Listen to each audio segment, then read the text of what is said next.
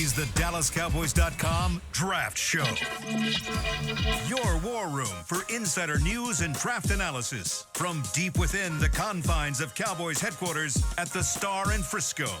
And now, your host, Kyle Youmans. Today is Tuesday, March 25th, 2025, and we are officially 24 days away from the NFL Draft in Green Bay, Wisconsin. Welcome into the Draft Show, everybody, as we've got Zach Wolchuk, we've got Bryan Broaddus, we've got Voch Lombardi and Nick Harris on the show with Chris Beam in the back. I'm Kyle Youmans. Presented by Miller Lite, the only beer of the Dallas Cowboys. It is Miller time, and we are now within a month away from the NFL Draft, and things are starting to ramp up very quickly here. Nick Harris, we're going to start seeing some 30-visit names start to handle. Pro days are currently in action. A lot of big ones coming up this weekend, too. Yeah, I don't mean to be a hater, but I think it's 30 days. 30 days until the draft. What did I say? 24. It's okay. Why did I say 24? Hey, we can use 24 next Same week. I'm thing. more than okay No, with it's that. We'll definitely just- 30 we'll days. roll with Just that. a week ahead. What did 30 I days, say? 30 I don't know. It's okay. It's okay. Don't worry. That's the about second it. time I've misspoke today. On First show of the week. First show of the week. On Talking Cowboys, I said Dave Hennigan. That's his You dad. just did it again. Seth Hennigan. You did it right there. Went to Go Ryan, Michigan. Denton Ryan Raiders. Yeah, no, he went to Memphis. All right, so there we go. Yeah, 30 days. My bad. But yeah, 30 days. We're right under a month left, and we've got a lot of stuff still to be sifted through here, Brian. Is this the busiest time for the scouting department trying to put all these boards together? Now it's there's some teams that are out there doing workouts right now. Yeah. I mean, I know yesterday doing a radio show watching Ward work underneath center. It seems like to me that's the big thing is so many of these quarterbacks that are playing in today's game are all playing in the shotgun. So we got these NFL scouts and coaches want to see them take reps from underneath center. So yeah, we're in the process right now of kind of getting all those things done. And when the 1st of April comes around, then we'll all kind of reconvene, and then that's when you'll start putting these boards together. So it's a good time. They just make sure you get all the final numbers and make sure nobody fell through the cracks. And there's some guys that'll probably help themselves with some pro days. Maybe they're a priority free agent that all of a sudden now they're a 6th round guy. So a lot of work still to be done. Yeah, finding these diamonds in the rough, Voch, trying to get some guys on the board that you maybe didn't have initially, and try and build relationships too. That's a big part of this moment. Yeah, man. I'm just watching film. You know what I mean? I'm just watching film, and then Nick Harris is gonna tweet, "Oh, the Cowboys thought such and such of this dude." And I'm gonna go, "Oh, I never heard that. Let me go watch some film on that dude real fast last minute, so I could be ready to go." But yeah, man, the visits, the workouts, they have nothing to do with me in particular. I show up and I watch film. My job on this show is to kind of get an idea of the player, and when I learn more about the coaches and what they want to do, then I could take those players that we watched and kind of apply it there, but that's not my lane at all. I don't think I learn very much unless somebody tweets about it, and then I go, cool, now we on it. Now you get on the film. I would pay attention to one thing. Please. I'd pay attention when position coaches go to schools and work guys out. Yeah, sure. Head coaches, not so much. Position coaches, if Nick and others are tweeting about that certain position coaches are at certain big schools watching workouts. For example, you got pro days coming up at Ohio State, Texas A&M. If your coaches are out watching these pro days, your position coaches, keep an eye on that. That's a pretty good indicator right there what they're trying to think about with these guys. Is there anything kind of standing out from the breadcrumbs that we've seen so far, Nick, on where those guys have been? Yeah, certainly. We can look at last week and throughout the last couple of weeks, Matt Eberflus has been super active. He went to 3 different SEC pro days. I know we talked about it on this show a little bit, but he went to Tennessee, Georgia, and South Carolina. And then Oregon last week was a notable one. They had a wide receivers coach, Junior Adams, offensive line coach, Connor Riley, and defensive line coach Aaron Whitecotton. Kind of reading the tea leaves on that. Junior Adams, I think, was just going to support his former Oregon guys. Obviously, he came from that Oregon staff. Yeah. Then you look at the offensive line. I mean, you could be looking at Josh Connerly. You could be looking at Ajani Cornelius maybe later in the draft. Defensive line, Jordan Birch. I know we've talked about him. Derek Harmon, maybe is he more in play? Jamari Caldwell. So I found that interesting. And then David Overstreet, the secondary coach, was at Florida State late last week. So then you're Thomas, looking at right? Zaire Thomas. Thomas, Fentrell Cypress. So those are a couple of guys that I think could potentially work out in favor for the Cowboys maybe on day 2 or later. So this week is going to be the busy week. Like Brian mentioned, Ohio State, Texas A&M. You also have Texas. You have Ole Miss. You have some other big ones as well. I'm forgetting off the top of my head, but there's going to be a lot of coaches out on the road this week. Heard Brian Schottenheimer is going to be one of those coaches out on the road this week. So keep an eye on that as well. And there's some big ones on the way. And the thing about with the head coach being out there too, and the fact that he can shake hands, see these kids. Maybe if you didn't see him at the combine or things like that, you bring him in for the visits potentially if you really, really like the kid. But what it also does is, we've seen this in the past. We've seen coaches, especially the head coach, stand up in the room when they're on the clock. And we've seen Mike McCarthy. We've seen Jason Garrett. We've seen guys stand up in that room, and they ask for their opinion. And the more that Brian Schottenheimer knows about these players, the know he's able to get a feel for about him. Maybe he's the guy that's in there, like, breaking a tie. If they have a stack, but if it comes down to maybe a way they want to go in a position, maybe they have an offensive tackle and they're thinking about a defensive tackle, but it's close. They can go either way. This is where your head coach can come in and say, let's take the offensive tackle here. I have a feeling. I saw the kid, met the kid, liked the kid.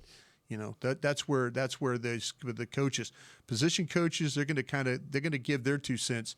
That head coach, we've seen it before. Mike McCarthy, Jason Garrett, those guys will break some ties when it comes to players that might be pretty similar on their boards. Yeah, sorry to interject. These are some of the pro days that are this week. I pulled up the list in front of me. Texas is today. That's where our guy Tommy Yar is just heading down to Austin right now to see that one. Boise State tomorrow, LSU tomorrow, Ohio State tomorrow. You also have Florida on Thursday, Texas A&M, Notre Dame on Thursday, Ole Miss on Friday, Penn State on Friday. So there's going to be a lot going on this week, and then next week is going to be more so the individual pro days for the guys who were trying to catch up medically. So you're looking at a Jalen Walker, Michael Williams, Will Johnson, Shador Sanders is going to throw next week as well. So a couple more. Nick, guys. has there been any update on what Will Johnson's going to do? Because we were hearing it was going to be April 14th. So April 12th. Have you heard any more updates on that? As of what I have in front of me, still scheduled for April 14th. The question now is if he's going to run or not. Some people are saying he's going to. Some people are saying he's not. So I bet he doesn't run. The thing is, for me, for Will Johnson, what's the point of having a pro day if you're not running? Yeah, seriously, because that's the only question that's left for Will Johnson. You have the film to back everything else up. Yeah. Everyone wants to see you run post injury, so that's why show up to Will Johnson if you're not running. Well, he's hiding something. Is there something that he could fail to lose or stand to lose if he does go out there and run and he doesn't run well? What I'm saying is, why even have a pro day? Yeah, that's what I'm saying. Just don't do it. Yeah, because then you're saying, hey, I'm healthy, but I'm slow.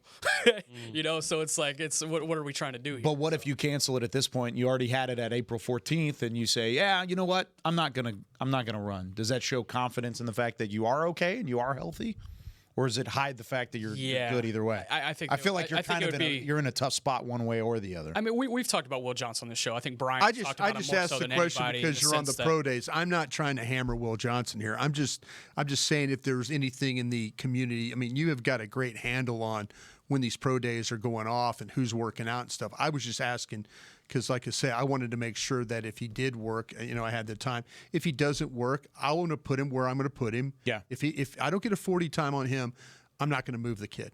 I'm not. I'm going to leave him as my 5th best cornerback on that draft board, until he shows me that he is able. I wanted to see get a time because I want to be able to compare him to the other cornerbacks that are on that board. That's all I'm asking. What if he does run well? Like how much? You know what? Now I can consider with him and Morrison from Notre Dame, who's injured. I could consider, okay, where do I have? Okay, Morrison's hurt. Is Morrison too hurt to where he needs to be down in the round, or does he need to stay where he is? If in fact this kid Johnson runs a time that I feel like is good, then now I have consideration for him. Right now I have an unknown for him because I'm trying to compare him to the other guys, and I can't compare his speed. I can compare what I see on tape. I can't compare. And people will tell me, well, Brian, you got GPS numbers. No, I don't. I don't have GPS numbers. I'm not a team. I'm not a team. I don't know one time this guy ran 23 miles an hour on an interception return. I'm not a team. I love that. I'd love to be able He got up to top speed. I'd love to be able to sit there and say, yeah, you know what? He did. He ran 23 miles an hour against Purdue in a game. I'd love to be able to say that. But I don't have that. What I do have is, though, if I can call one of my guys and get a time, that I can do. I can verify times. I've done it all spring long so far with guys that, okay, good. That's what this guy, that's what McMillan really runs. Okay, great. What'd you have him at? Oh, 4.50. What'd you have him at? 4.53. Okay, I know he's somewhere probably around a 4.51, 4.52. So I know that. You do that with Restrepo yesterday? Yeah. Man. It's Oh, you know you what? and your Miami Let me guys. tell you Here we what. go again. Let me tell you what. That was a negative. Yeah, that was a negative. Yeah. No, but that was not very good. But does he I'm gonna play? draft him Does anyway. he play 4.83? I'm good on that. You can have Restrepo. I'm gonna draft him in Does he the play seventh. 4.83? I mean, seriously, you watch him play. The guy is quick. Yeah. I mean, you watch these games. You watch Louisville. You watch Cal. You watch. I mean, the guy's making plays. I mean, yeah, he's 4.83. I guess. Quicker than fast. It's quicker than fast. 4.83 and small. Yeah. It's not a great combo. He's Zach, going to be a star in this league. he'll end up being a damn good player. Zach, when you look at these pro days and the ones that are coming up, whether they've already passed or wherever they end up, where would you go if you were a scout? What would be the best spot for you to try and figure out the most about this draft class for the Cowboys? I got to go see these Texas A&M D line. Tommy Yards, I'm going with him, man. Because, man, I mean, riding with Tom. Shamar Stewart, we've talked about it. Like, this dude could be a 15-sack guy. He could end up being in and out of the league in a flash, right? The defensive tackles they got there with Turner and then Scorton. I want to get up close and personal. I want to see these guys, how they move, what makes them tick a little bit. I mean, the one thing that we don't really have is kind of the character stuff on these guys, the compete level. I've heard the Big 12 Pro Days, some players came out, didn't want to do a couple of workouts. Yep. And there are some things that where we're watching the players, and that's all we're really going to assess. But there are some other things when it comes to off the field character, competitiveness. When you get into some of these workouts that stand out to you in a certain way, we got to see some of that at the Shrine Bowl practice. Like Kobe Bryant stood out in a positive. Sure. Supposedly he didn't stand out in a positive at the pro days here for Big 12. So some of these things I do think you can get an assessment. But Texas A&M, man, that stands out in a big way for me. And then I am interested in Penn State as well, because Kevin Winston Jr. is a safety to me. Injured, I'd like to go see him up close. How's he doing health-wise? Because the tape for him's really, really good. Yeah. Like this safety class in the second round, you can get some difference makers. And he's a guy, man, I know it's 1 year of really, really good production with him, but if he's healthy, that's a dude that I could really fall in love with right there. Man, I'm telling you what, I got my ass kicked in this last Sunday because I was in Austin. My LSU baseball team went down there and got their ass kicked. Yes, sir. I'm going back to Austin because I'm going to. You got Golden, Banks, Blue. Who else we got Collins. there? Sowell, Collins, Broad. Yeah, we've got Sorrell. We've got Barrett Makuba. Yep. Yeah, you got a ton of dudes. Makuba safety one, man. Yeah, watch me go to Austin and trying to figure this thing out. That right there, I just named off a bunch of second round dudes on my board. Yeah. So I'm going to go down there and check that out. I mean, I have Blue in the third and Sowell, is that how you say it? Sowell, the edge? Sorrell. Sorrell. I have him in the third. But, man, I've got these I got second and third round guys that I need to kind of figure out there. That'd be a great pro day for me. Didn't LSU take game one of that series? Yeah, they did. Texas win the second two? Yeah. Yep. Wow. Good for the Longhorns. What's it, like soccer or something? No, it's baseball. Okay. Badminton. Yeah. Where would you head? You going back to Texas too? You riding with Tommy Yards, shotgun all the way down? I would go, man, but I'll just tell you, over the last couple of days, Forgot man, Barron, by the way, at that Texas. Yeah. workout. No, you said Barron. Sure. Did I say Yeah, Barron? you got him. I got him. just going back over my board, going back over the film, looking at my round two guys, man. I want to talk to Will Howard. I want to talk to Josh Simmons. I want to talk to Donovan Jackson. I want to talk to Quinshawn Judkins. Travion Henderson. Ohio State, yeah. Travion Will Howard Henderson. love coming up now.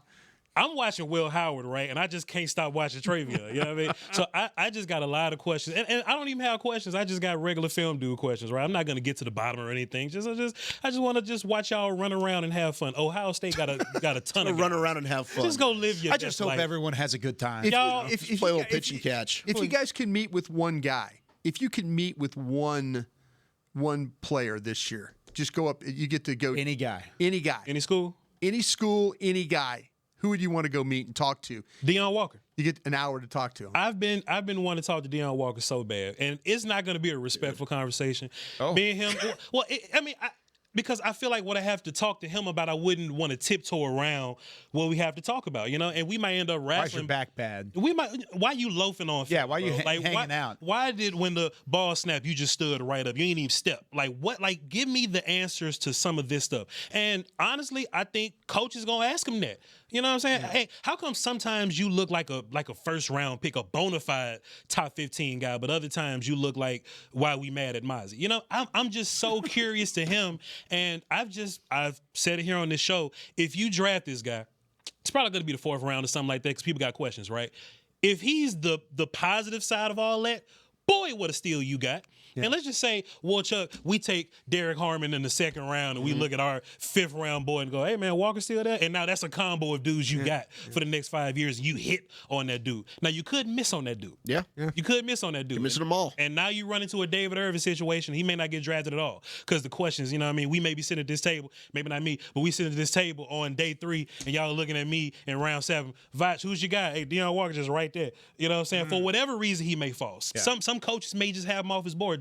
Brian's been teaching me that sometimes these guys just not gonna have you on your board for whatever reason. Yeah. So if he's there and you hit, I get a raise. Yeah, I get a raise if I hit on this guy.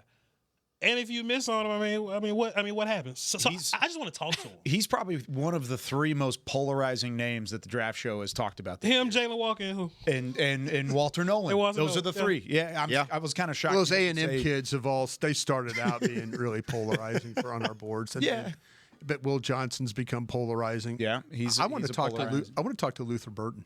Mm-hmm. Oh, a little wide receiver. Because all of a sudden, I have a 1st round grade on him, but the whispers are getting louder and louder and louder. Boy, his coach Eli Drinkwitz put out a public service announcement. Eli Drinkwitz. Oh damn. He went to certainly fought for him on Kay Adams' show yesterday. Yeah, that's good. See, so he gave him a ringing endorsement. He's trying to fight for his kid. He must be hearing that, and I wonder why. I wonder why. I covered Luther Burden in his recruitment. Got to know his high school coach really well. Got to know his recruitment really well. You could 9 times out of 10 tell if a kid was going to be a headache during his recruitment. I'd never got that sense from Luther That's Burden. Good to know. Now, that was 3 years ago, so, things could have happened, and he was obviously an in-state legend, went to Missouri and stayed in-state and played well. The guy for me would be James Pierce out of Tennessee. That's a good one. That would be the one that I'd want to sit down and talk to and read him a little bit. A hell of a player, and I think if you factored everything off the field away, I think he would be easily in contention for Edge 1, but he's not in contention for Edge 1 for me as a result, just because of all the whispers and things going back to high school as far as, him being a problem in the locker room, him being a problem off the field, distraction at times. So I'd want to sit down with James Pierce and get to know him a little bit. Could he be a guy that slides? Potentially, yeah, potentially, 100%. Yeah. I think he's already slid. That's what I'm saying. Like, if it was he's got top 10 film, right? 100%. Might not be a 1st round pick, but he may not. Yeah, he may slip out of the 1st round entirely. Yeah, I think in our mock last week we took him at 19, but I could certainly see him slipping out of the 1st round unless a team does meet with him and is like, you know what, we'll take a gamble on that. We'll be okay with that, and swings on it in the 1st round. That's certainly an interesting swing to take in the 1st round, but that would be one we would talk about on night 1 and be like, look, this has great upside, but it could also be a disaster. Is Mike Green this way?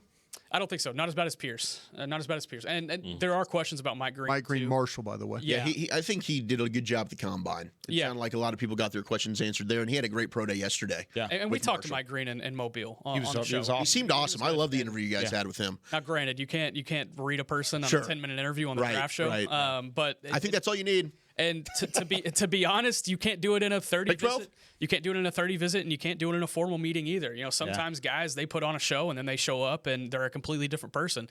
I feel like it's happened here a couple times, and so you would have to look at James Pierce and do a lot of homework. But I will say this building arguably does more homework on guys than any team in the NFL. They have resources dedicated to figuring out these guys, everything about them. They ever send the private investigator follow a player for a week? Say that again. Done that? Have they ever sent a private investigator to follow a player for a week? I'll say this: there were a lot of people in Lufkin, Texas, right before Des Bryant got drafted. Larry Wansley's really good at his job. I had Trey Thomas followed for a week at Florida State. That's funny. The Justin Blackmon stories I've heard. Those are pretty legendary and still good. Good stuff. Always fun hearing the backside of really what this all happens. You spend millions of dollars on these players. Yep. Might as well get to know them a little bit. Got to find out where they're headed, what Honestly- they're doing, where they're going. Honestly, man, as long as you're not like robbing banks and hitting people, and you got weaponry on you all the time. So you got to make sure that none of that's the case. like You just- do a show with me, and you always pull out weaponry on me. What are you talking about over there? I am a civilian, sir, and I am a licensed. Look, man, as long as you ain't it just a little bit of diva never hurt nobody, man. And honestly, it's like wide receivers are that. Like running backs, these guys are that. Linemen are the humbler, smarter. We chill, we kicking it. Those guys can be divas sometimes, man. So if the player matches up, and I would love to know, Brian, what's your good player? Oh, why are you dragging me into this? Because you've done this before. I'm just a civilian. I work on. No, YouTube. go ahead. What do you got? You have won a Super Bowl. Yeah. What's the ratio of good player versus headache? Do you guys, Oh yeah, you'll put up with a lot. Yeah. Yeah. You'll put up with a lot. You really will. I mean, I'll never forget real quick. Derek Alexander, wide receiver, Michigan, and he was. This is a while. It's the '90s in the draft, '95 draft, I want to say. And John Gruden was the receivers coach of the Packers. And the scouts kept talking about Derek Alexander drinking problem. And they went around the room to the coaches and they asked him and said, John, what player do you really like? He goes, I love that Derek Alexander kid, but every one of these guys in the room says, he has a drinking problem. He did that exact voice. Okay. And the scouts just looked at him. He goes, yeah, every one of you, he's got a drinking problem. This is a damn good football player, and went into it. So, yeah, you have your discussions about that, about players and stuff like that. It's pretty eye-opening to go through and to hear about a player's background and then meet with the player and then kind of learn a little bit more about it. Yeah. So we'll hand him the bottle pregame. Luther Burden, come on home, man. Luther Burden, come shot on. of Hennessy. The thing about quote unquote character concerns is I think there's a lot that falls under that umbrella. Yeah. I think especially when we talk about it on this show. I mean, it could be something as far as it could be anything from legal. It could be anything from he doesn't apply a lot of effort on the field. There's various things. For me personally, I would deal with a lot. There was only one guy I can think of last year that I would think, I wouldn't draft him because of what I know off the field, and that was Leonard Floyd from Leonard Taylor from Miami. Let's say Leonard Floyd was a pretty good Leonard Taylor. He went undrafted. Leonard Floyd. Leonard Taylor, he ended up going undrafted. Yeah. And so that was the only one last year that I had major concerns about. The only one I have major concerns about this year is James Pierce. So other than that, like give me the headache of the Jalen Wrights where like apparently he doesn't apply himself in practice from last year. Give me that. I'll figure that out. Now, putting you on the spot, would you take James Pierce off your board? See, that's why I would want to talk to Based him. off of what based off of what you know. Yeah. Right now, I mean, I have 7 edges above him because of that issue. And it gets to a point where like, okay, if he's on the board, I'm going to take him here. Okay. So Could be a he's not 44 off your second round board special. entirely. More like somehow if he slipped to 76. Day 3? Yeah. No. It's more so if he slipped to like a 76. But I What don't the hell has he done? Can I ask a Sean question? Yeah, Nick, question. Not what he's done, but is it really terminal? What you know about this?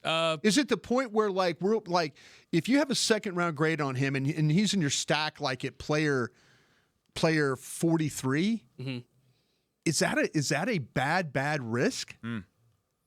Yeah, if he's the best player on your board at 44, I mean, he's a talent you would have to take. And I wouldn't argue it in the room, but I'd be like, hey, I just want you to know that if you're expecting this guy to be here long term, you need to plan for the fact that he might not be. So you need to get an edge. You need to get an edge to back him up. That's what. So okay, so when he all of a sudden we're like, and Kyle goes, well, who's the best player on your board? It'll be it's James Pierce. Yeah, it's Pierce. So we'll know why then, right? Yes. Yeah. Okay. Yeah. Right. And I would say Fauci's got me.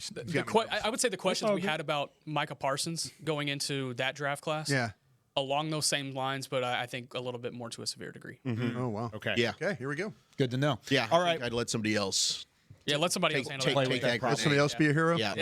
There's a lot of good edges. There's a lot of good I'd rather edges. gamble somewhere else. Yeah, and that's going to be the question for the Cowboys at pick number 44 or 76 or whatever it ends up Doesn't being. sound good. Yeah, not at all. All right, when we come back here on the Draft Show, it's time for some Twitter on the 20. We have some great questions from the fans out there about this NFL draft. More of the Draft Show coming up right after this.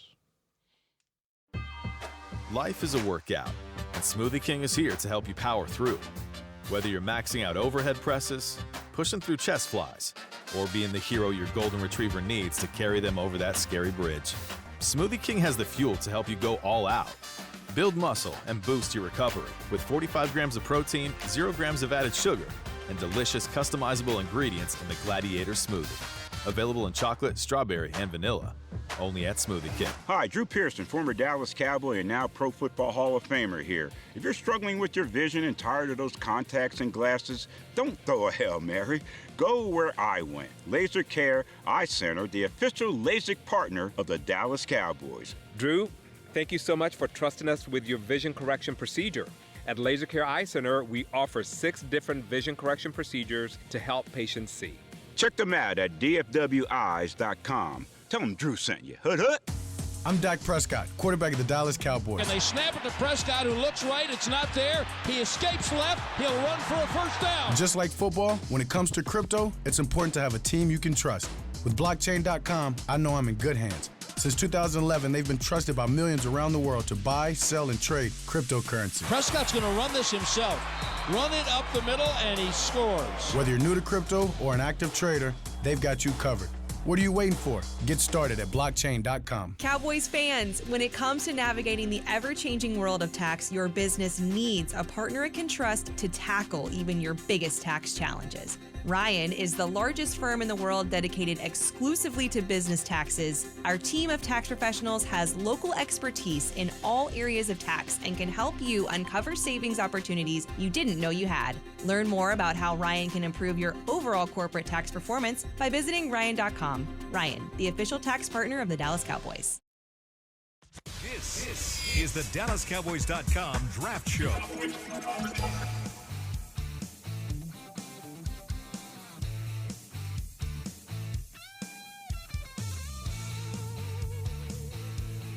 Back here on the Draft Show presented by Miller Lite. Bryan Broaddus is holding up a magazine there, sir. How about that? I spent part of my life doing this thing for one time. Yeah, that's the Cowboy Star Magazine Draft Guide 2025 edition. How do we get one of these? Keeping this.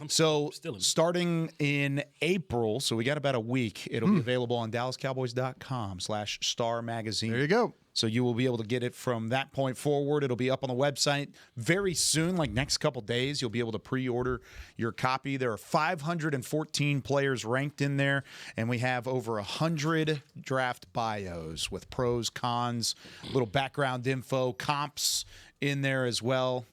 Had a lot of fun writing this. Tommy Yarish put a feature story on every position. He also has a story on former Lone Star High School product and Boise State star Ashton Genty. Lots going on with the draft show and the draft guide as well. Even our names in here. So you're saying I just can't walk out the door with this right now? I'll give you one. Oh, cool. My man Talik Williams is compared to Mozzie Smith. What the hell are we doing? What are we doing here? I ain't taking this home. No. I blame Tommy for that article. Yeah, that's all Tommy. That's somebody that knows something. Somebody can call Tommy. Well, you get Tommy on the phone. All right. Time for Chris Beam was in here handing me these reads. I'm going to go ahead and read this out here. Step into the spring with fresh styles and Cowboys pride. Score swimwear, lightweight tees, hats, and more at a pro shop near you or shop online at shop.dallascowboys.com. A Fanatics experience. Now that that's out of the way, it's time for some Twitter on the 20. Voch has Twitter on the 20? No, but You're I on was the just looking show. in the chat. You're on the show. I was looking Give in the chat, answers. Wolchuk. Give the answers, I was looking at the chat, Wolchuk, and we was talking about the off the field stuff. What are we gonna do about Lacey? Kyron Lacey. I talked to my gang of 7 guys that nobody's got him on their board. He's gonna be. It sounds like he's going to be in a tough situation. Yeah. I don't know. I'll let the legal process play out, but it's such a shame because he could have been right in line with the next LSU stud receivers. He really could. But the gang of 7 guys all said that nobody's got him on their board. Wow. Basically, for those that don't know, he was involved in a situation right after the season ended.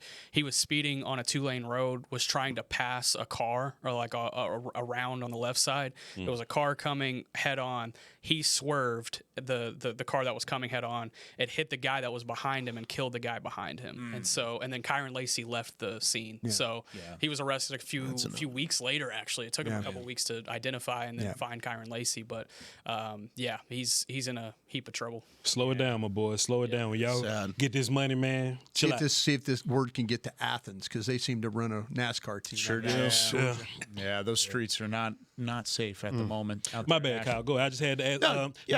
Mem10 in the chat asked about that. Appreciate you. Thanks, man. Appreciate you. All right. This one is, of course, surrounding the recent news after our last show on Tuesday that Cooper Rush is no longer the backup quarterback here in Dallas. Joe wants to know, what's the earliest you would take a quarterback in this draft class? How early would you be willing to do so to back up Dak Prescott? Can I throw a caveat before we start talking? Yeah. Let's say you acquire another third round pick. Oh yeah. Okay. Watch what my man Bob's is about to do here. Go ahead. Please. I just wanted to throw that caveat in. I just want to see how you acquire another third. You acquired another third. I'm phony. So I'm taking that third, and I'm drafting somebody that's going to help me right now. It's tough. I respect that. Will Howard can play. Yeah. Will Howard can play. Yeah. Man, sometimes he's in the magazine. I ain't reading this because y'all just said, man, look, sometimes when you watching quarterbacks in passing, just in the regular season, you kind of put him in an archetype a little bit, right? Oh, Will Howard's going to be one of them cats that just bus driver quarterback. Yeah, keep it on the da-da-da. But, man, I started watching them, and I watched playoffs, Oregon twice, Michigan, right? Yeah. Oh, my goodness. Oh, he can ball. You said Penn State, too. Didn't you watch, Penn State, yeah. I watched 5 or 6 games of it, right? You had fun with this. Because he was better than I thought. And I'm like, man, he's not just checking down. Like, he's pushing the ball down the field. And this is after me watching Ward and Sanders and Milroe. I'm like, y'all got the easy little offense going on over here. Will Howard doing stuff down the field a little bit. Now, he doesn't have the arm that Ward has, but I'm just watching him, and he's dealing it out, and he's making his reads, and he's showing toughness. And I didn't know he was 230 for real. He running people over with, you know what I'm saying, with his designed runs. And I'm like, damn, Will Howard, you get down better than I thought it would. And me and Brian had this conversation. I know it sounds a little weird to say, well, would you take him in the first round? I like Will Howard more than I like Bo Nix last year. Yeah. J.J. McCarthy last year. I like Howard's film more than them. And those guys ended up being first-round guys in a much better draft.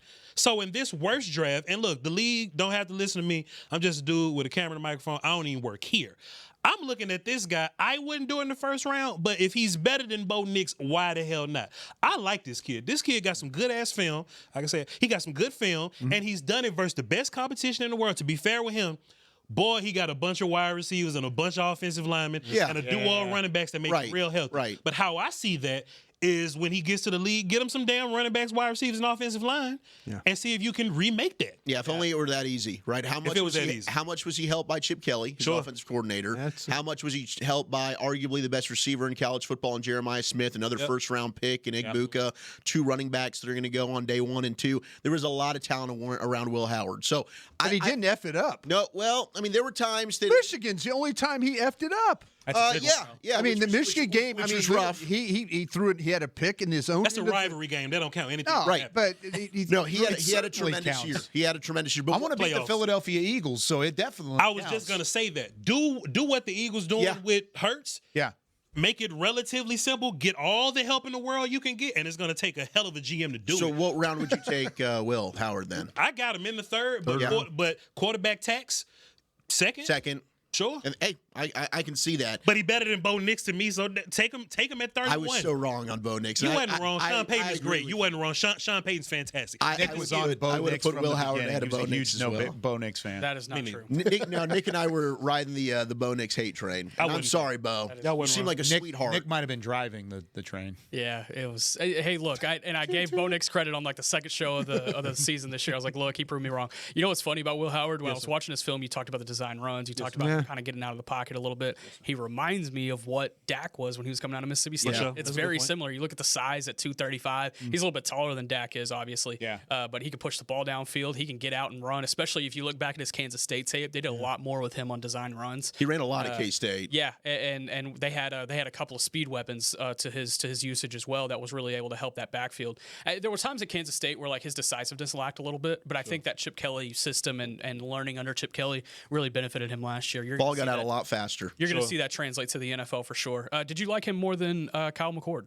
I haven't watched him yet. Me and Brian waiting all the way to the last minute to watch all those guys this week. So our first 4 guys was Ward, Sanders, Milroe, and Howard. And man, I was just shouts out to Beam and them. Yeah, he's got Will Howard Kansas State film up currently. But we haven't gotten there. So by the end of the week, you can ask me Monday. But I was just blown away because I wasn't ready to be a Will Howard fan. I was ready to just on Will Howard. Boy, he's a dude, and I would consider him if the situation. When you said the extra third-round pick, I mean that makes a lot of sense for this guy. If you really want to get a legitimate backup guy, yeah. Now you lose the 5th-year option on him, right? You got him for 4 years, but it kind of coincides with what your quarterback is doing right now. Yeah. And you can kind of keep that in place. And if Will Howard all of a sudden turns into something after 4 years, you could go ahead and sign him, knowing that maybe you're going to do something with your guy. I agree with Voch. I went into thinking that Will Howard, I was thinking Will Howard, Kansas State, kind of a blacksmith quarterback, just kind of good work ethic, nothing really spectacular. You watch the Michigan game was, and by the way, there's two guys that I've seen so far, Milroe and Will Howard, that had trouble with Michigan. Mm-hmm. That was a pro defensive coordinator there at Michigan. Martindale. Yeah. Wink Martindale. Yeah. You go back and watch Milroe play against Michigan in that bowl game. Wink Martindale did some things to him. Yeah, in the Rose Bowl, and 23. And then you look at Will Howard, did some things to him. So, but I was expecting but you watch all the playoff games, you watch some of the early season stuff with Will Howard. Man was dealing. I mean, he's got great weapons, the receivers, the running game, the line, and all that. Man, you got to go out there and take the snap and deliver and execute.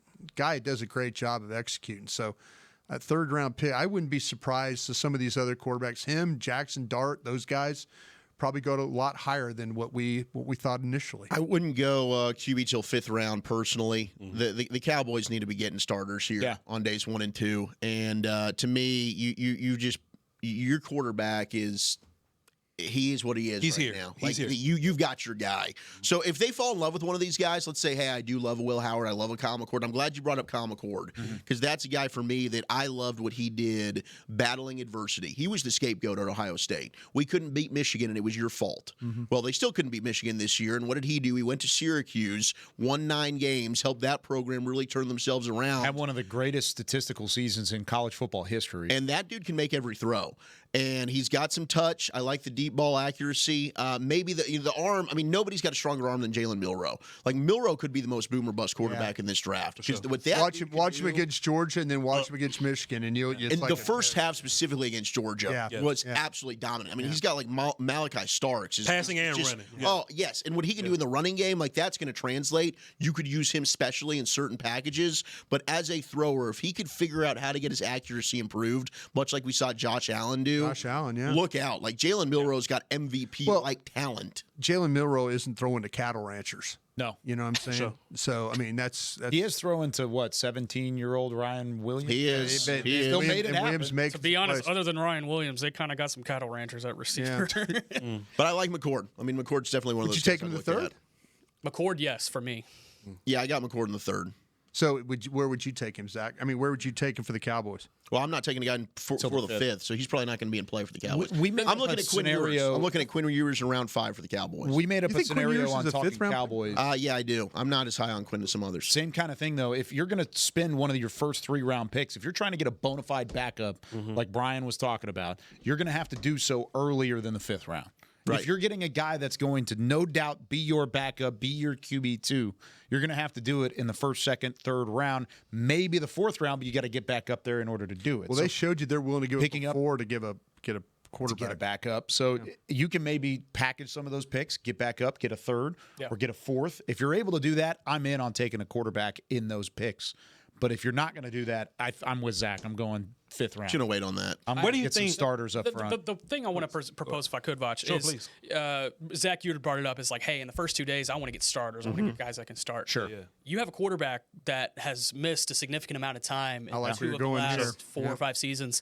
I mean, if you're in a situation where this team is 10-3, right, and Dak goes down with a season-ending injury, Yeah, you need to you have don't someone. have anybody. You have a 5th-round rookie. Yep. You're gonna be up a pool. Enjoy that 21st pick.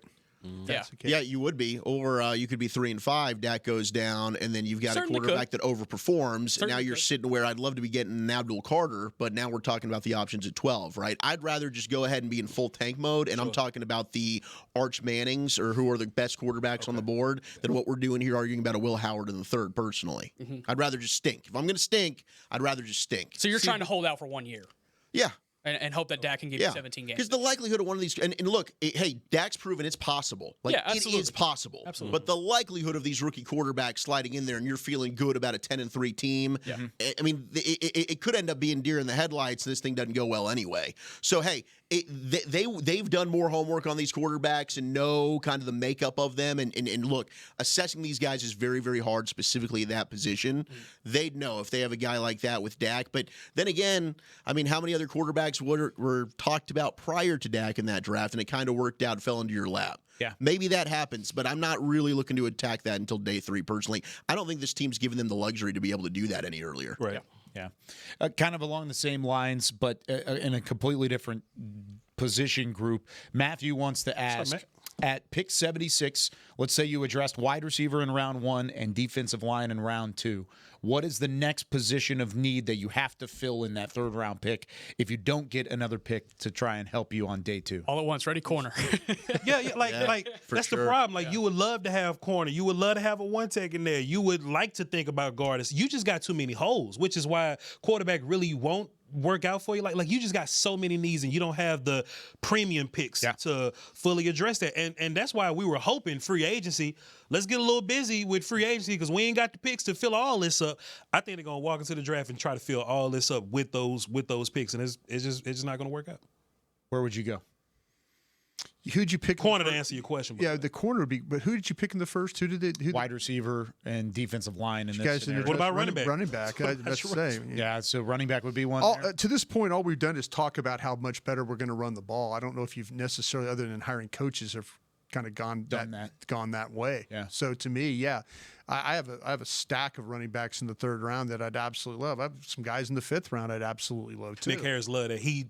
You love your 4th, 5th round guys. I do. Running backs. I don't think it's a bad list. I think from top to bottom, it's a damn good group. But I got some guys in the 3rd round that are like, just keep handing them the ball, and you're going to have some success.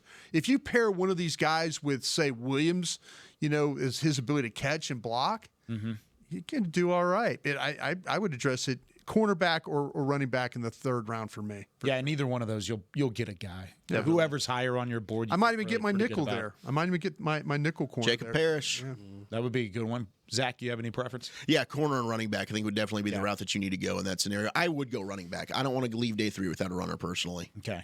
Brandon wants to know, if you're looking to trade back in the 1st round, what's the furthest you're willing to trade back? How far are you willing to pull the parachute and get out if you are going to trade back and pick up some selections? I hate trade back questions, man. Shouts out to Brand. I hate trade. Of course we want more picks. Of course we would love to have how more far? picks. We'll go all the way back to get a 2 and a 3. Of course we would, man. But sure, Brandon, I would go all the way back to 32 and get 2 seconds and a 3rd if they'll let me.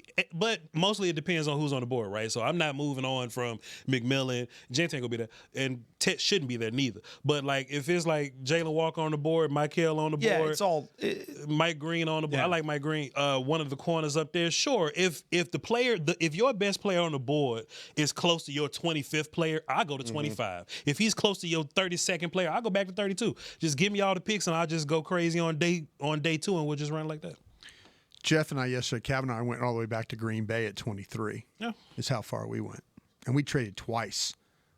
Jeff loves to trade, so we traded twice. We went. Well, they'll give you some offers. Seattle 18, and then Green Bay at 23. Just kept moving back. So I don't think I'd. Yeah, I mean, 25 with Houston. Yeah.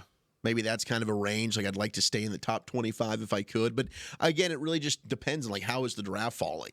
So it might have to be in the minute, like what are the players still there? But if I go at 25, I still end up with a D tackle that I like maybe, or a corner that you like, that you got some risk on, like, ooh, and one of these guys slide to me, that might be fun. Something I want people to think about is what are these teams trading up for? Like, that's what I don't think you're going to have a ton of options to trade. That's what I always say. I always say, listen, it's easy to drop out of there. Sure. Yeah, and if you want to just get screwed on your compensation, sure, bail on out of there, and you could be happy that, whoa, I should have got a 3 and I should have got a 2 and only got a 3 because I bailed 18 spots. Mm-hmm. Think about that. What are they paying for? Yeah, because you call begging. Yeah. If you're one of those guys and gals that wants to just trade to trade, fine. Somebody will do it. Yeah. Oh, by the way, hey, if you want to drop 10 spots, we'll give you a 5. Yeah. Okay. Oh, I can get my 4th back. Yeah. Let's go. Let me ask you a question here real quick. We got the 12th pick for the Dallas Cowboys. When do you feel at what pick do you feel you're going to lose your last first-round guy on your board? Probably by 15. Yeah. Okay. Right around there. Okay. So if we're going to bail on out of there, we're not going to pick a first-round guy on our board. Yeah, you're going to pick a second-round guy. And that's fine. If you're in love with your second-round guys, if you're totally okay with that, the whole idea is to try and kind of take the best players as this thing goes along. So if you've got 15 guys on your board, you kind of want to try and pick in that group if you can. Yeah, if you guys are telling me that by the time I get to Seattle at 18 that my board's wiped out, honestly, Brian, in real life, that may be like 12 or 13 for you because some of our first-round guys are hurt guys or they're like character guys. Exactly. So we may only have 13 true first-round guys. Morrison, Reville, those kind of guys. Yeah, sure. So if we're looking at 18, just based off of our mock the other day, the Cowboys would have had Booker there, James Pierce, Luther Burden, Jackson Dart, Will Campbell, Derek Harmon. But if you go back to 25... Nick scared me the hell off of Pierce for sure. Pierce, I don't want to talk about Pierce. No. When you talk about... I shouldn't have asked about Pierce. When you talk about 25 Sorry, Kyle. and going back to 25, that list gets a little bit smaller. It's guys like Golden and Revelle and Malachi Starks, Ezra Raku from Boston College, Shamar Stewart. Still have some names, but they're early second round names. They are just like the dudes that are going to go 32 and maybe 40 or something. We busted our ass to try and come up with 15 names in the first round. Yeah, and we want to go away from that. Sure. Okay. Yeah. Dallas Day is coming up in a couple of days, and I know Nick, you've been all over the Dallas Day list. Who are some of the guys that are most likely to get drafted? This comes from Kevin. What's up, Kev? 40, 50. I'm sorry, I'm counting 19 guys that I have draftable grades on that are eligible for Dallas Day. Okay. I'll run through them really quick. Day 1, these are just guys that are eligible. Like Shador Sanders is eligible. He's not coming here. Yeah. Shador Sanders, Ashton Genty will be here. Quinn Ewers will be here. Ollie Gordon II from Oklahoma State will be here. Damian Martinez from Miami will be here. Elijah Arroyo, Cameron Williams, Caleb Rogers from Texas Tech, Shamar Turner. Day 3 guys, Jake Majors out of Texas, Jabbar Muhammad out of Oregon, Billy Bowman Jr. out of Oklahoma, Chase Lunt out of Connecticut, Jaquindon Jackson out of Arkansas, Theo Weiss out of Missouri, Jalen Kimber out of Penn State, R.J. Mickens out of Clemson, Craig Woodson out of California, who will be here, and Seth Hennigan out of Memphis. And then there's a handful of other undrafted guys that I think are fun personally. But those are the draftable guys that are eligible. What a list of players! That's great. Chase Lunt advantage right there, huh? Lunt from UConn. I love Chase Lunt from UConn. The right tackle. Terrence Steele. I think that was who you comp. See, look, this is the problem. Terrence Steele played at Texas Tech where they threw the ball 50 times. You wouldn't assume that they would get a run blocker out of that scheme. You know what I'm saying? But Chase Lunt, they run the ball over there, and they run outside zone over there. They pin and pull over there. He does it well, and he tries to finish people. Arlington Martin grad. So there's a couple quarterbacks though. Seth Hennigan. Ewers, those might be options for you. Guys you didn't put on Memphis quarterback. Seth Hennigan threw 100 touchdown passes at Memphis. I'm not going to go way down to 300s, okay? I'm going to stop at 200 players. I'm going to leave it there. Yeah, don't hate on Seth Hennigan. I don't know Chase Hennigan. Zach's going to get after you. What's his name? Jeff Hennigan? Seth Hennigan. Seth. I don't hate on Chase. Chase. Seth. I don't know him. Bleeping disrespectful. It's unbelievable. I don't know this that man. Is terrible. His dad's a legend in the area, by the way. Who? Dave Hennigan. What'd he do? He was a head coach and a state champion at Denton Ryan High School. Shouts Some of out your to- favorite draft prospects went to him. Shouts out to Johnny His high Hedick from school. Denton Ryan. Stop it. You're the worst. All right, when we come back, I want to look ahead at some of these other prospects that we could be taking a look at from Dallas Day and kind of outline that list as well. Plus, I've got some guys that I want to talk about film on, some guys that we haven't mentioned on this show before. Little Tell Me More right after this. I'm Darren Woodson, former Dallas Cowboy player and Super Bowl champion. When I played in the NFL at a high level, I relied on my vision to see the field. As I started getting older, I noticed my vision wasn't as good, and I was getting frustrated from wearing my glasses all day. I went to Laser Care Eye Center, and Dr. G talked about all the options. Thanks to technology and Laser Care Eye Center, I can see near, far, and between. Don't fumble your vision any longer. Visit them at dfweyes.com and tell them Darren sent you. They got me back on my game.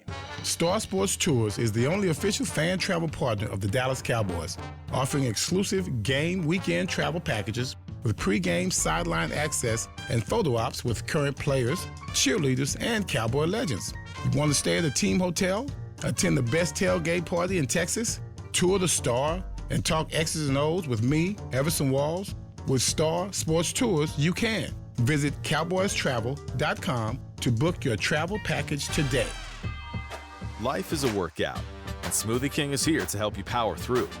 Whether you're maxing out overhead presses, pushing through chest flies, or being the hero your golden retriever needs to carry them over that scary bridge, Smoothie King has the fuel to help you go all out. Build muscle and boost your recovery with 45 grams of protein, 0 grams of added sugar, and delicious customizable ingredients in the Gladiator Smoothie. Available in chocolate, strawberry, and vanilla.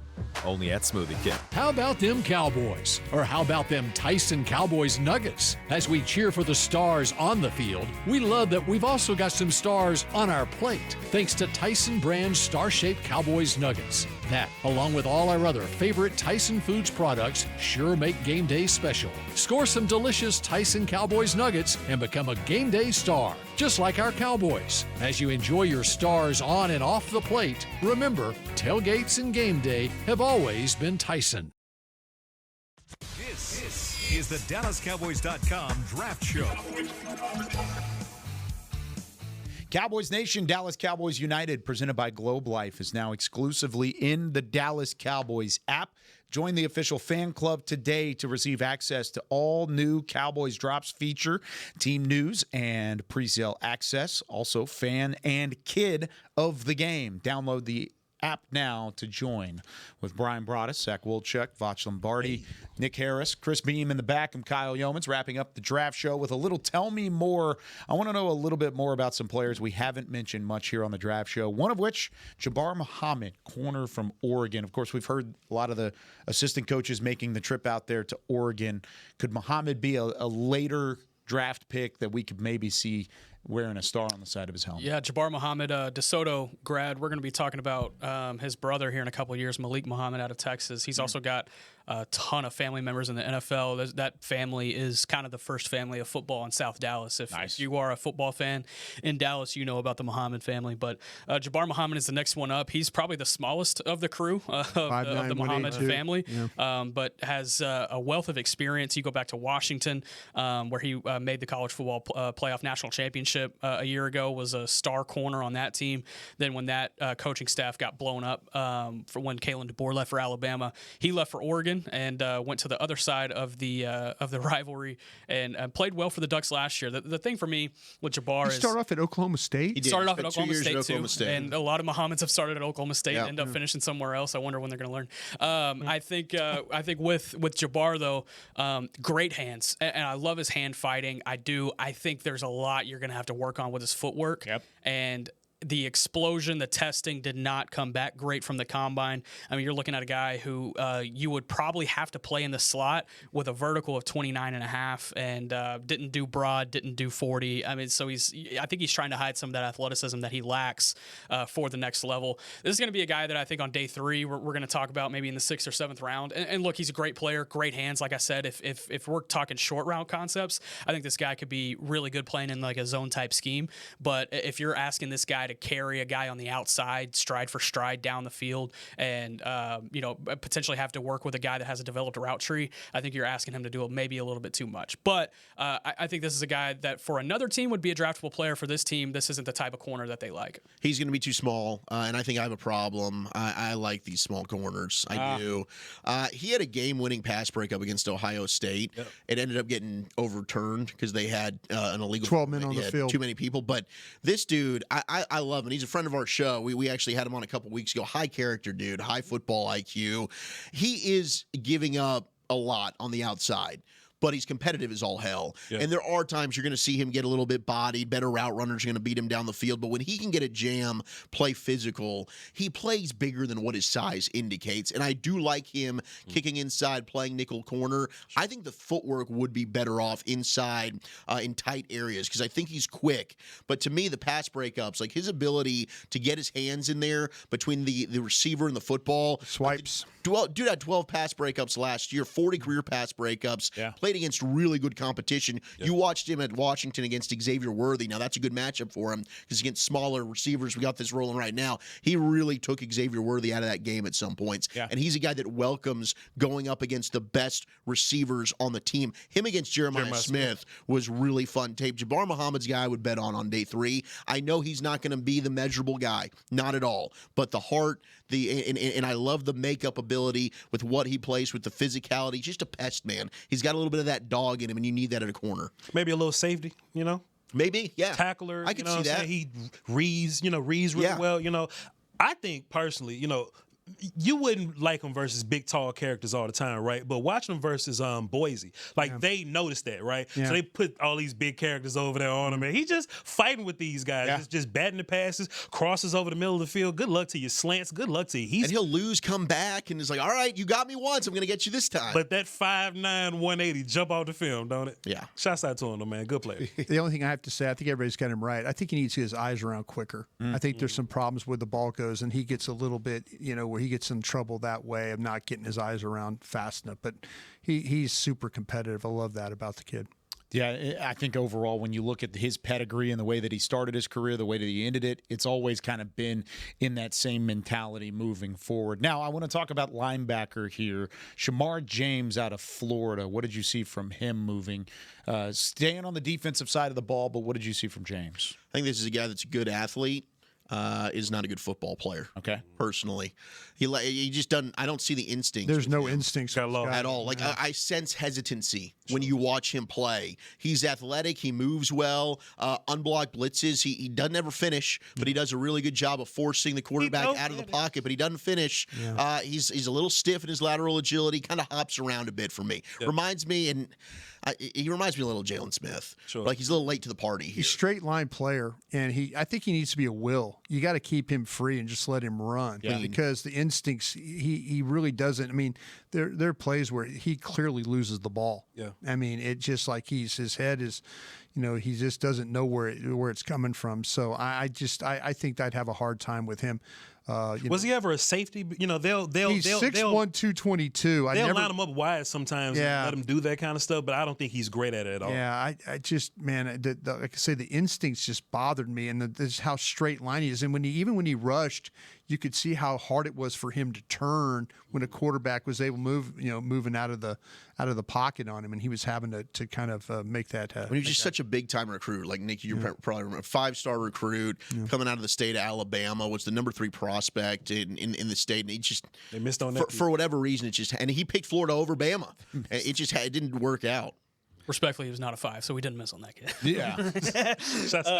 But you talked about the safety profile. That I do remember that being a discussion during his recruitment. It's like, okay, this is going to be kind of the modern off-ball linebacker that you can see play in the second level at the next level, whereas like maybe 10 years ago, this guy's maybe further back. But this was a guy that the Cowboys had a formal meeting with at the Combine, and you would understand why. If you're looking for depth at the linebacker position, this is a guy who played in all 4 phases of special teams at Florida. He did as late as his senior year. So maybe that's the type of guy you're looking for in a day 3 pick like this. But I'm with what everybody said here at the table. Well, and a lot of times when you have a formal at the Combine, sometimes you want to put a guy like that on the whiteboard, see what he knows from an instinct standpoint, from a a scheme standpoint, what actually football IQ is there, because, like you said, the athleticism jumps off the page. He's athletic as heck. And he's got all sorts of athletic ability, but when you want to try and kind of pigeonhole where he's going to be from a football IQ standpoint, that's where you could really get hurt. All right, Keandre Lambert-Smith from Auburn, the wide receiver, tall prospect out of Auburn that spent some time at Penn State previously. Anybody have Keandre Lambert-Smith? Physical, jump ball, slant guy. Yeah. Tackle me if you can. Yeah. You know what I'm saying? Like, he's that kind of guy. You know, I wouldn't call him like a route runner or nothing like that, but he gets downfield a little bit. Step, boom. He gets downfield. He's not going to leave you like super elusive in the open field. You know what he's doing. He's catching, he's getting upfield. But you're right. And he's got some home run hitting speed with his game. I mean, at 6'1", I thought he was bigger. Like, when we saw him in person at the Shrine Bowl, he looks bigger. He stood out to us like, man, this dude is big. Because he's swole. At Penn State, he was pretty darn good before transferring to Auburn. We talked about it off the air, the bloodlines there with Cam Chancellor.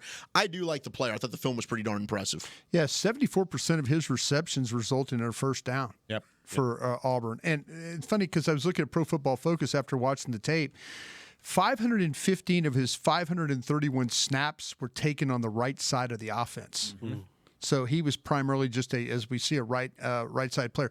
I loved him running slants, by the way. I mean, they threw the ball. I mean, the Auburn's quarterbacks are just awful. And they're throwing the ball all over the place. Yeah. But this guy, I mean, you see some of the 4.37. He does have some of that speed, and he's not afraid to extend for the ball. And I like how he separates. He catches share of balls in traffic. And I think he plays with a lot of courage because there's no telling where the ball's going to end up for him. So you always wonder why a kid, leaves Penn State to go to Auburn and play in such a terrible situation at quarterback. But this kid went through it. Good catch radius, high point ability to track the ball. I mean, he's got all of those different elements to it. You talked about the multiple 80-yard receptions in a season. He's got a home run ability to him. Played his best football down the stretch in 2024 too. You look at the games against A&M was good. Texas A&M. He had a 100-yard performance. Crushed Arkansas. The game before that, he had 100 against ULM, and then he had 100 against Alabama in the game in the Iron Bowl in Tuscaloosa. So lots of good positive things there. I thought his build, like you said, he's tall and lanky. He's got some tone there, but he's a little slim on the outside. Slender, yeah. That's okay. That's fine. You can kind of refine his route running, like you said. It wasn't a perfect route running. Kind of rounded his breaks at times. You can maybe refine the footwork there. I think he's a good football player and somebody that on day 3 you would really take a chance on, and maybe a guy you can work into a rotation starting as a rookie as well. I mean, he was all Big Ten with Penn State. Turns around and gets all SEC with Auburn, and in an offense, like Brian said, with not good quarterback play. Mm-hmm. I think Keandre Lambert-Smith's kind of a diamond in the rough for this draft. Not going to be a guy that'll be a day 1, day 2 guy, but on day 3, we're going to hear his name called and say that's a good pick for whatever team selects him. Yeah, you mentioned Brian, that first down stat. If you have it in front of you, what was it again? If you don't, it's fine. 74% of his receptions resulted in a first down. You said that, Kyle. You mentioned him being a home run hitter. This is a guy who does specialize with the downfield routes. Yeah, these short route concepts. Yep. You go back and watching the film, corners are jamming him and getting him out of there, and he has tells too whenever he's running these curls or running inside the sticks. So this would be a guy that you would have to trust with your quarterback to be able to find some home run ability. But I think he's going to find a fun spot in the league. And if he's in the right spot, he can be a dynamic playmaker. And we're going to try and do some more of these Tell Me Mores as we get closer 30 days out from the NFL draft. And I want to keep kind of giving names for those that haven't had a scouting report yet or may not have the access to the film. So we're going to get these names out there as we go along. But that does it for us here on the Draft Show. That hour went by very quick, guys. Hey. Well done, as always. We'll be back on Thursday. Quarterback takes Thursday. I'm loud, my bad. At 10 o'clock. We're going an hour early on Thursday. So wake up with us, grab your favorite coffee, your favorite morning beverage. We'll get you ready for some draft coming up on Thursday as well. For Bryan Broaddus, Zach Wolchuk, Voch Lombardi, Nick Harris, Chris Beam in the back, I'm Kyle Youmans saying so long from the Draft Show. We'll see you on Thursday. This has been a production of DallasCowboys.com and the Dallas Cowboys Football Club. How about this, Cowboys? Yeah!